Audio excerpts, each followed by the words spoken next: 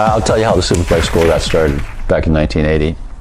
I'd been racing the Superbike series here in the United States. It started here, actually, in '76, and I was part of that those first 4 years, '76, '77, '78, '79, and decided to retire at the end of '79. But back then I was 35 years old, and that was pretty old for road racers, right? Things are different now, right? But I thought, well, I'm getting pretty old, and there are all these young guys coming through, the Wes Cooley's and the Eddie Lawsons and the Wayne Rainers, and these guys are coming through, and they're fast. They got factory rides, right? And it's not a bunch of good riders with completely homemade bikes anymore. So I went, why would anybody hire me for a regular job? I didn't have education for any particular thing, right? I went to school. I did photography and that type of stuff, and I had designed shoes and so on. But I really didn't want to get back into the apparel business. That was terrible. So I started scouting on.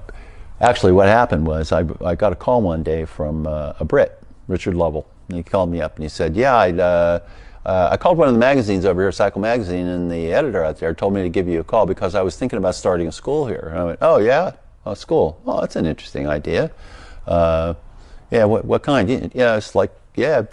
Well, there's one at Brands Hatch, and it's kind of weird because they got these 400 Hondas, and you get on the bike, and they tell you how bad it's going to be and how you're going to crash all the time. And he says it's not really a school at all. And I heard that you've been training riders, and I had been. I've been coaching riders. I started coaching riders one-on-one back in '76. So he said, I guess that's why I got your number. And I went, okay, well, that sounds like a pretty good idea. I began to promote this idea of having a track school, right? And I'd been connected with Kawasaki.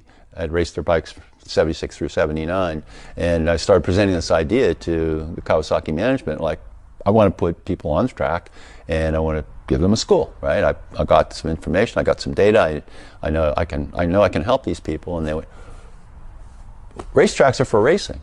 Why would anybody want to go ride on a racetrack? And I went, no, you don't get it. It's like the best road there is. There is no cops, there is no dogs, there's no intersections, no any of this stuff. And yeah. It took me about 8 months before I finally got through to somebody, and they went, oh, is that what you want to do? And I went, yeah, that is. I said, well, that seems like a really good idea. Get these guys out. Well, at least it'll be a really good test ride on the bike. So we got a little stable of KZ 550s from Kawasaki, and we started off at Riverside Raceway in the spring of 1980. And again, so just right now, 40 years ago. And at that time, we didn't have the levels to the school. We didn't have a lot of coaching like we do now. I was doing briefings and passing on the information that I had used for my one-on-one coaching, which had been very, very successful, actually. And people were thankful for that. And some star riders would come out and listen to my briefings. Eddie Lawson, four-time world champion, came out, and he would ride on our KZ 550s and listen to my briefings. And I was pretty pumped, right? And that year we were at Riverside. We did I think 3 schools, and the last school of the year was at Laguna Seca.